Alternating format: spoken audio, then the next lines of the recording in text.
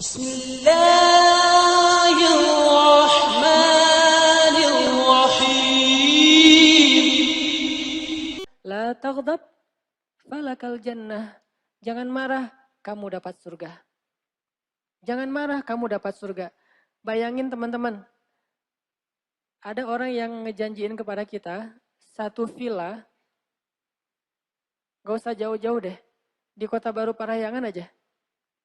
Villa dengan lake view, villanya tuh di sebelah danau gitu di Kota Baru yang harga villanya sekitar 5 miliar, dan itu uang semua. 5 miliar satu villanya, tipe 200, 3 lantai, ada carport, ada garasi, dikasih mobil pula, ada Alphard di depan situ. Dia bilang, kalau kamu nggak marah ketika kamu bisa marah, saya kasih ini villa buat kamu. Bisa nggak nahan amarah? Bisa banget, mau digimanain juga, dipancing-pancing nggak akan marah. Wah, ditampar-tampar ya, mangga aja silahkan. Villa, dapat villa dengan Alphard kan ya, mau banget kan? La taghdab falakal jannah. Sesungguhnya jannah itu lebih baik daripada villa di Kota Baru dengan lake view. Masalah iman, percaya nggak sih sama janji Allah itu doang masalahnya. Bukan masalah ada apa enggak, tapi percaya apa enggak. Karena itu pasti ada, hanya kita pertama ajulah, pengennya yang sekarang, nggak mau nunggu, nggak sabaran. Yang kedua, kadang-kadang emang kita raib, sedikit ragu. Padahal kata Allah, la raiba fih. Hudal lil muttaqin. Kalau kita nggak ragu, pasti jadi petunjuk dalam ketakwaan. Jadi bayangin, nggak marah dapat villa, nggak marah, gak usah dilanjutin, nggak marah gitu aja. Dapat villa, dapat rumah, dapat surga, dapat pasangan yang paling. Jadi kalau kita misalnya dalam keadaan dipancing, nggak apa-apa deh, saya dapat jannah di sisi Allah. Wa ma indallahi khair, wa ma indallahi ahsan. Apa yang ada di sisi Allah lebih baik kalau kita tidak marah. La taghdab falakal jannah. Coba kalau ibu-ibu, ditaruh di depan ibu-ibu sebuah tas Hermes, harganya 700 juta. Bertahtakan ada berlian-berliannya gitu, keren pokoknya. Dan tas itu di dunia hanya ada 2. Satu dipakai Angelina Jolie, satu lagi buat kita. Nggak usah Angelina Jolie deh. Siapa gitu? Artis dunia teh. Ada aja pokoknya cewek gitu. Kalau saya mah nggak kenal artis dunia karena artis saya itu cuma istri.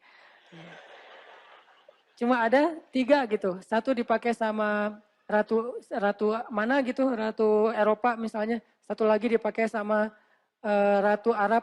Satu lagi buat kita. Syaratnya cuma satu, Bu. Jangan marah.